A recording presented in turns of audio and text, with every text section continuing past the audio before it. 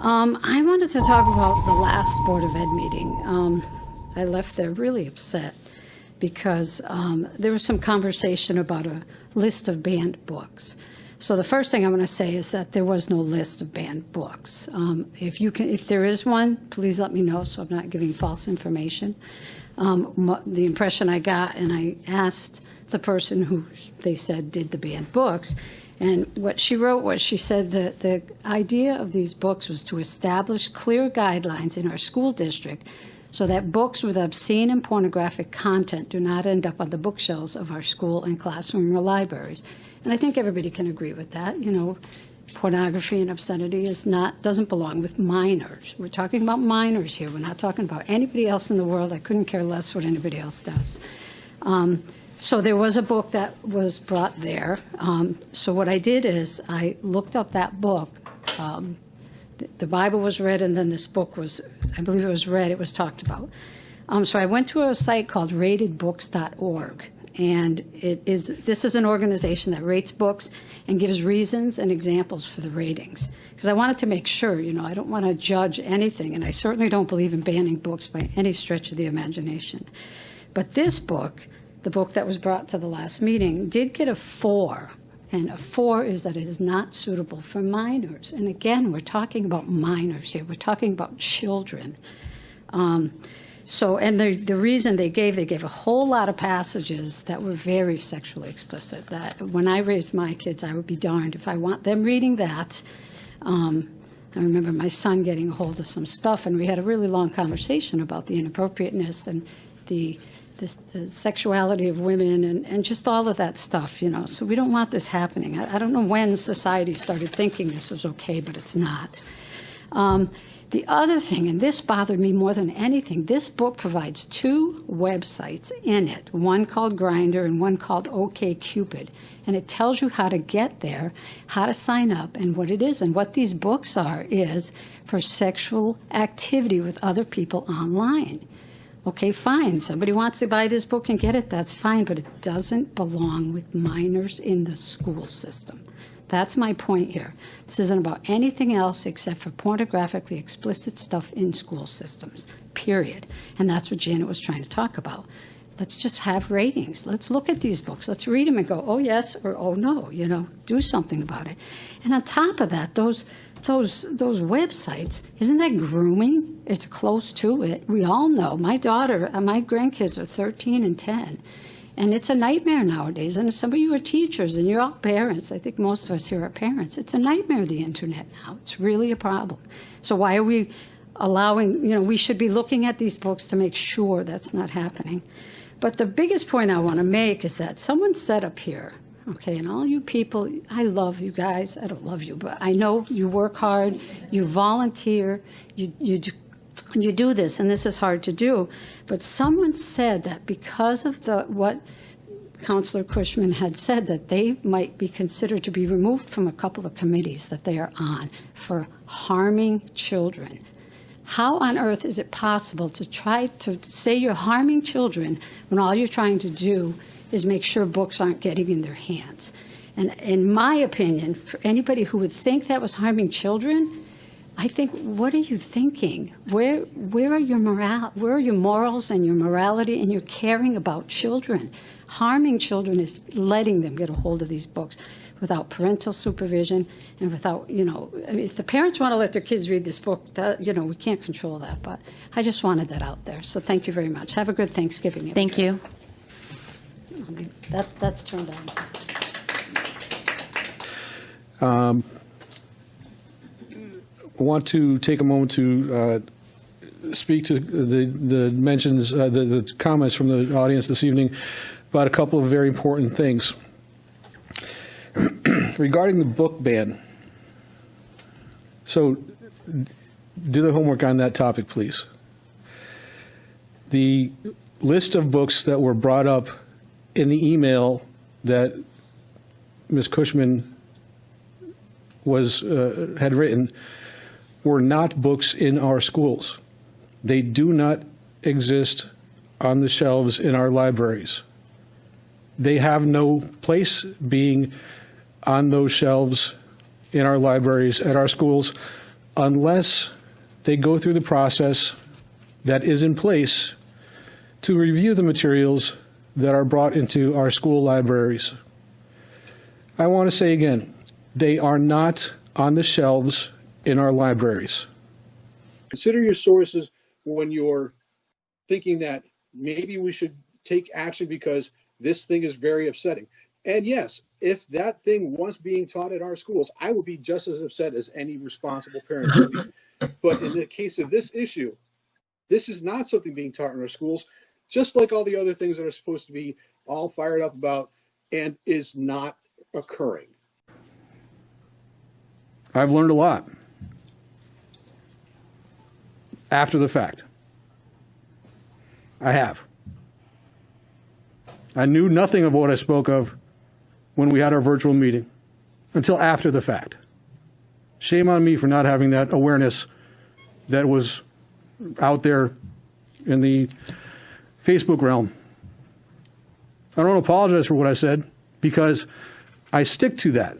If our audience members that spoke tonight are being given that information that they are, it is not in fact true. And at the policy meetings where we've talked about this, Ms. Cushman admitted to that they do not exist on the shelves in our schools. That they came up in conversation is a good thing because, as the speakers tonight mentioned, it is the responsibility of the parents to have the conversations, to have those difficult conversations, the ones that make you feel awkward or uncomfortable or make you squirm in your chair because it's just awkward material. It is not the responsibility of anybody else before it is the parents. But and I've said this before, if you have those conversations at home, it makes it easier for that student to have those conversations elsewhere, including among their friends. To the speaker that mentioned the website, again, that Ms. Cushman had brought up, that website is, I would encourage anybody, again, I said this when she first mentioned it, I would encourage anybody with internet access to visit that website because the materials on that are of more concern than a book that describes an act that is age appropriate. Talk about your bias against a certain demographic. One of the speakers, the first speaker of the evening, did mention a particular board member that talked about another board member that was trying to harm students. And I want to be very clear about that. It wasn't a broad stroke statement about the efforts to harm a student or students. It is about the efforts being made to take away protections from our students, to take away the constitutionally protected rights afforded to our students that have lived their own stories. And to all those people that have fought to give them those rights, there are their rights. And through the actions being taken by a certain board member that brings up books that don't belong in the schools that aren't there to begin with, and websites of questionable intent, it is important to understand that it is not an effort to hurt a child. It's the efforts to remove protections that protect the child from being hurt and repercussions that lead to that follow if that child is hurt. So let's be very clear about that. The efforts that are being made to take away protections from our students is what I am not okay with. I will say that every day I can. It's never changed. It never will change. The efforts that are being taken to remove those protections would be removed by now had it not been for the majority on this board right now. So I want to make sure that there's that's out there and clarified. I do appreciate the opportunity to take so much time again. Thank you very much. And I do welcome anybody's questions about this and appreciate those that expressed a concern. Thank you, Mr. Hamre. Mr. LeBlanc? I was recently reminded of a quote from Ronald Reagan that seems so timely. He said, "They say the world has become too complex for simple answers. They are wrong. There are no easy answers, but there are simple answers. We must have the courage to do what we know is right Like you, Miss Lang, I have an appreciation for books as well, and I enjoy reading. And for the past couple of months, I've read articles about and seen a lot of sexually explicit and grossly inappropriate books that are finding their way into our school classrooms and libraries. Ms. Cushman, people are leaving. I just want you to hold on a second. And that's not to say that it's here. But although movies and songs and other media have guidelines in place for what constitutes obscenity, surprisingly, there is no set criteria or guidelines that exist for books. At present, whoever is put in charge of reviewing library selection is able to make the decision. In order to be proactive and to protect our youth from this type of material being brought into our school and classroom libraries, I would like to propose that our district establish clear guidelines to define what constitutes obscenity in books. Having it as an agenda item at the next board meeting to at least start a conversation about it together would be a good first step. This Saturday, September 17th, is Constitution Day. It's a day to commemorate the September 17th, 1787 signing of the United States Constitution. Our Constitution is a unique and valuable document that has set our nation apart as a constitutional republic, a system that ensures that everyone's voice and opinion matters. Federal law requires each educational institution that receives federal funds for a fiscal year to hold an educational program about the U.S. Constitution for its students on or near the actual Constitution Day. Samuel Adams, one of our nation's founding fathers, once said, "The liberties of our country, the freedom of our civil constitution, are worth defending against all hazards, and it is our duty to defend them. Without an understanding and appreciation of something, little will often be done to fight for or to preserve it." I just would hope that our teachers in the next coming week would take the time to implement some meaningful and educational activities to help our students understand and appreciate our unique Constitution. Ideas can be found on the U.S. Department of Education website, as well as the website that's constitutionday.com. I do want to ask Andy, through the chair, if we can look into a possible policy, if there's one that exists in CABE or somewhere else in your purview, if there's a possibility that we have a discussion of a policy that would address this board and the future boards and the steps that might be taken in terms of censoring, in terms of disciplinary actions for the board, any board member that may be forgetting that we have a responsibility and doing things that are in direct contradiction to the purpose of the board and what we are here to do. So if there's something we can talk about during the policy meeting, that'd be great. I appreciate that. And again, if there's a better time to talk about that, that'd be great. And I would like to say that I'm surprised that we have a comment about discussing books and obscenities and things like that. It's not surprising, not even a little. Quite frankly, if there's a barometer of the national level politics, it boils down here to Enfield eventually. At some point or other, there's no surprises left in what is going to happen with the efforts to control what is being taught and what books are being offered, and through means that are meant to diminish the expertise of those people in the role to make those decisions, the ones that we entrust to make those decisions. So we do have subject matter experts on the payroll in the town that have that responsibility as they have been educated to the role through countless years of studying to obtain the title of, in this case, let's just say librarian, who have that position to determine what books would be beneficial for the better of the community. But again, not surprising that it's come up that we have to talk about it in this town in this time. Just disappointed once again. Thank you. My comments last time about books, I noted that movies, television programs, music, video games, they all have ratings to define what constitute obscenity. But books remain without any guidelines, and they remain unrated. I'm not looking to ban books. I'm looking to encourage us as a district to define obscenity and to establish guidelines in our district for books that are provided to our students in classroom libraries. It's not motivated by politics. It's not motivated by religion, but by a desire to take seriously the responsibility that we have to protect our students.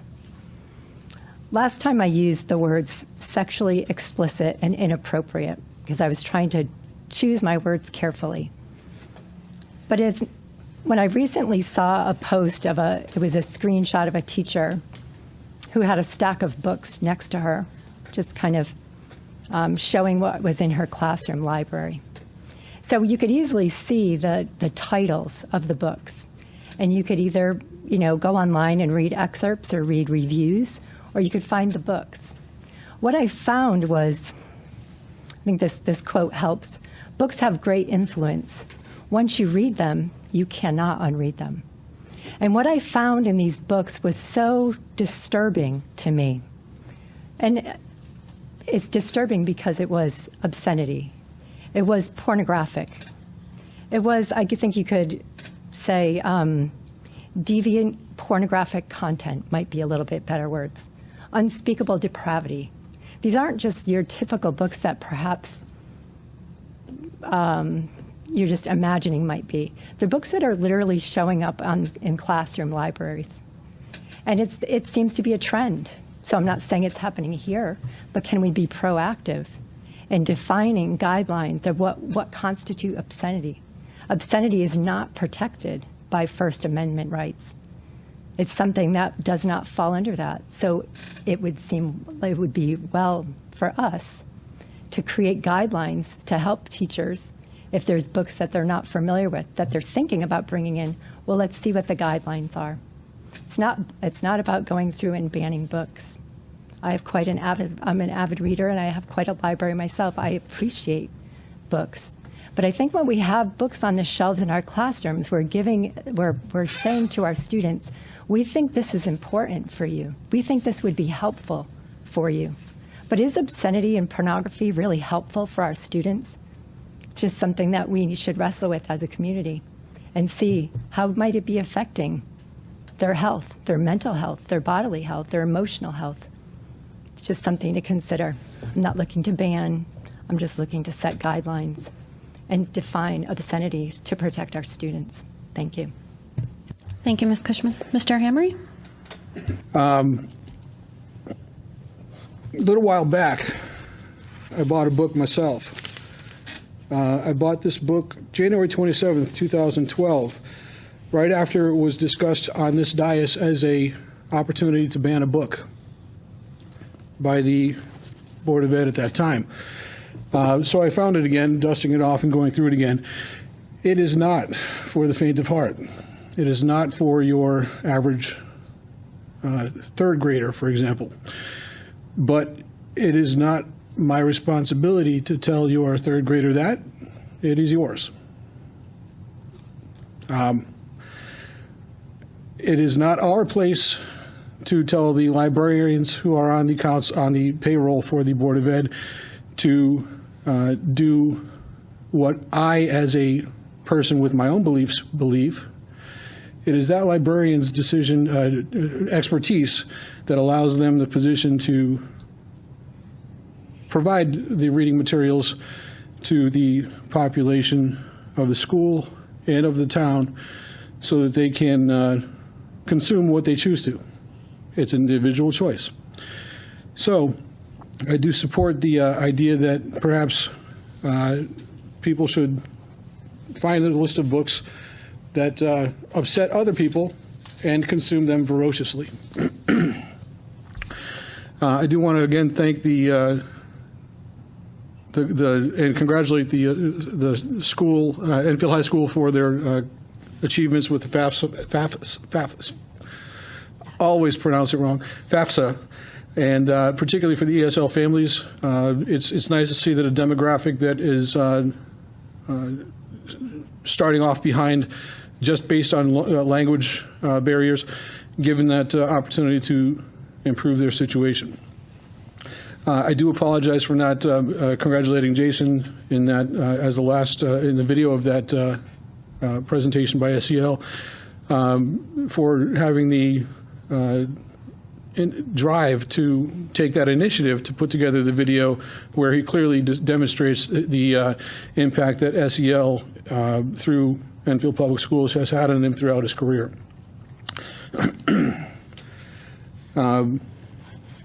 Mr. Dresnick, thank you for taking on that the Parents Advisory Council, and I don't want anything to do with it.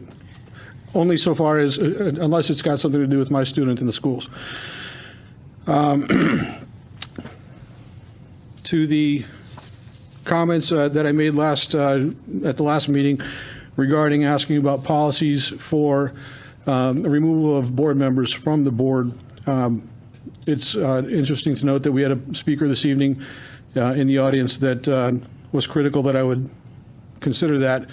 As that person was a former Board of Ed member, they probably should be aware that there is no policy to do that, to remove a member of the board at the state level, because as an elected official, they cannot be removed. That's what I've learned in this process, and this is a learning process. That doesn't mean that I certainly don't know everything. But again, the policy is that, and the board has been provided that policy, that, and or will be rather, I apologize if I'm talking out of context from the subcommittee. But it's something to be said that the parents and the citizens, the residents, the taxpayers, however you want to label them, it's something to be said that there is an uprising every so often and a clamoring of concerned individuals that, myself included, came into this room one time and said, I'm a PTO president and I vote.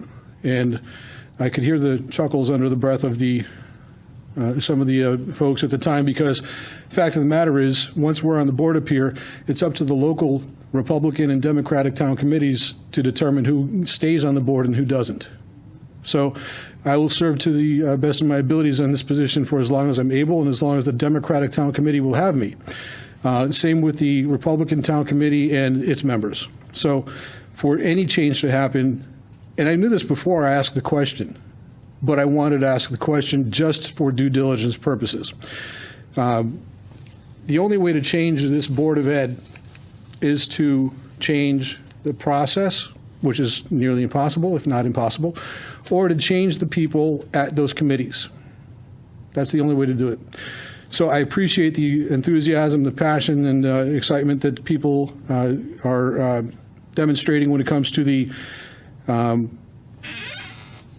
reactions to comments and situations that we've become involved in recent times. I do hope you understand my logic for asking for that policy, so I can understand and I could demonstrate to you why we as a board cannot do that. Thank you. Thank you. Thank you, Mr. Hamre. Mr.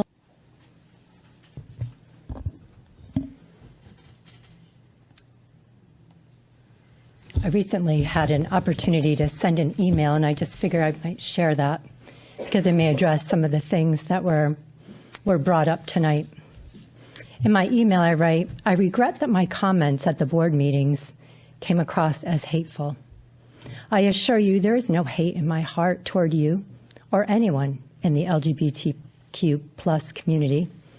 In bringing this subject up for discussion, my desire is simply to establish guidelines that would ultimately protect all of our youth, regardless of their sexual identity or orientation.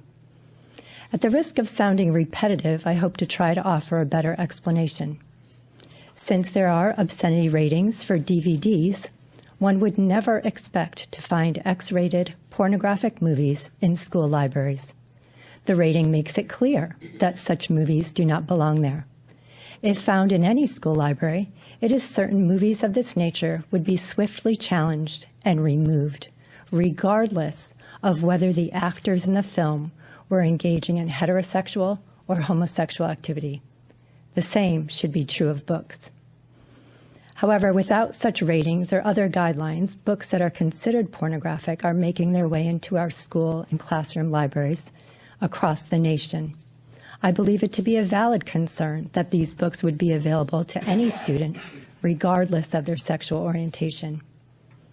Youth may have access to such material through their own personal devices, but when schools make this material available to students, whether through an online platform or hard copy materials, it gives students the impression that the content is valuable and beneficial, and that schools support and encourage it. This leads me to question, should schools encourage and normalize sexual behavior for any youth? Does teaching youth how to download and use sex apps with photos and location enabled, does that contradict the lessons in digital citizenship taught in our schools? How might it put our students at risk? These books open the door to graphic sexual activity. For students who read these books, how would one expect the content to influence student behavior and subsequent interaction with peers? Does it increase the likelihood of engaging in sexual activity? Does it increase their risk regarding online predators? Does it increase the likelihood of sexually transmitted diseases or infections? Does it increase the likelihood of becoming trafficked or being one who purchases sex? Does it increase the likelihood of drug use, drug addiction, or overdose? Does it increase the likelihood that a student will become addicted to pornography? Those last questions regarding drug use, there's actually a study put out that says that youth opioid use is directly linked to sexual risk behaviors. That was by the CDC. And the National Center for Drug Abuse Statistics says drug use increased by 61% among 8th graders between 2016 and 2020. So those to me seem very valid concerns. Regarding the books, it's true. I did provide a list of books in an email and to the policy committee, because when the idea of me wanting to ban books, it's not really what it's about. It's really about defining what's healthy and what's safe for our students. So when people were showing up and talking about banning Mark Twain and Stephen King and Shakespeare, that's off the topic. But I believe that the majority of people in our community are absolutely unaware of the books that are out there and that students have access to in schools across the nation. So, and unfortunately, it's true that the majority of these books happen to be targeted to the LGBTQ plus community. That's unfortunate. It's almost like they're highly sexualized books suggesting to them, perhaps, that the most significant and valuable part of their identity is their sexual orientation. Storylines seem to suggest that sexual activity dominates most of the interactions between this population of youth. Is that really the message that we want to communicate to them? The questions and concerns that I have raised really apply to the safety and health of all of our youth. I apologize if it seems I'm targeting a single population, but I speak from a concern for all. And truthfully, I have read This Book is Gay. I would not even read. Perhaps you chose an excerpt that was acceptable, but I would not even read it here at this meeting. It's appalling. It's appalling. If adults want to read the book, that's your prerogative as an adult. But to have books like that available for youth, I would like to protect our schools from having those books even be on the shelves. That's all. Thank you. Speaking of my child, I want to give him some credit. I am very happy with the trust my son has given me in trusting me with some music that he likes. I talked not too long ago about the the music that I grew up with and Dee Snider and his defense of the music of my age. So when my son comes to me and talks to me about a rapper that he likes, it's not my particular genre of choice. I do have a couple of really strong songs from that genre that just resound, that resonate with me, rather. But he talked to me about this rapper named NF. Now, I imagine that the high school population may know of them. He does. I didn't, but he said he's good because he doesn't swear. And I took the time to listen to the music, a little bit of it anyway, and it is intense music for any age from this particular artist. And that my son trusted me to share with me that he likes to listen to this music, and as much as it is heavy material, it is refreshing to know that my student can empathize with the struggles that that particular artist shares. So, not too long ago, I talked about asking for policy information on how to remove a board member from this dais, and followed up by the policy information that says there is no way to do that. They are elected, and as such, they are here for the duration of their terms unless they decide to step down. I knew that before I asked the question, and I said as much in the subsequent meeting. Couple of things about that, not related to how to remove a board member from the dais. I'm on the policy committee. I'm an alternate on the curriculum committee. At our most recent meetings, which you hear about during the committee reports, that email that Ms. Cushman mentioned was handed out to us as a document and not an email. Did not contain any sender information, any received, any of the typical things that identify a document as an email. So I did ask about that in the email to Ms. Cushman through the chair and the superintendent, I believe, and I apologize if it was only through the chairman. The chair, I have to check on that, but the information did not come back directly to me. It came back through the other members of the board that did receive the emailed as it was transferred between the sender and Ms. Cushman.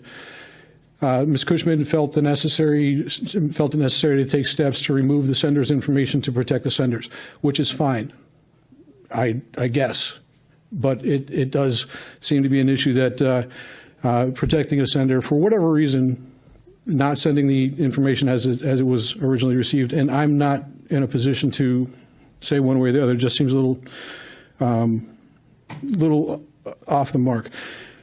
And in the curriculum meeting, where I'm an alternate, Ms. Cushman is also an alternate. Ms. Acree is one of the primary members of that subcommittee. When it came to members to the items from the table for that committee, again, you'll hear about this perhaps when we get to those reports. I may have been mistaken, but I believe Janet handed to Ms. Cushman, actually to Ms. Acree, something that Ms. Acree was not aware of, because it demonstrated there was a demonstrated unawareness in that moment where the item was slid across. Now, I mention this not to cause any of the initial reactions, the oohs, the ahs, but to ask through the chair to the board, to the superintendent, about the policies and procedures of removing a member of this board from the subcommittees of which we have been appointed. I believe that since taking this chair, since being elected to this board not even a year ago, there are numerous demonstrated efforts to harm the children of this district, the students of our schools, by way of limiting what protections there are, by trying to remove the policies that are in place to protect them, by suggesting that the materials that they might be able to find resource from are limited or taken out altogether.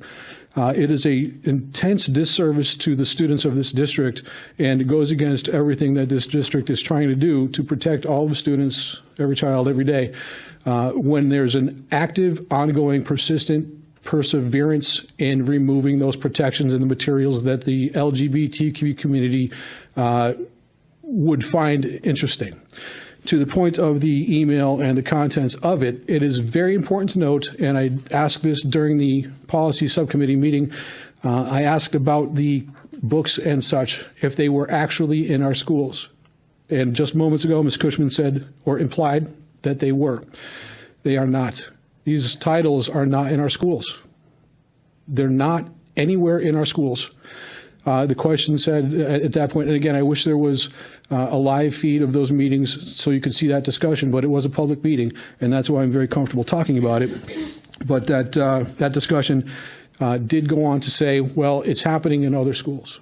It's happening elsewhere, but it's not happening in our schools. The next comment was, well, you don't know what the teachers are bringing in.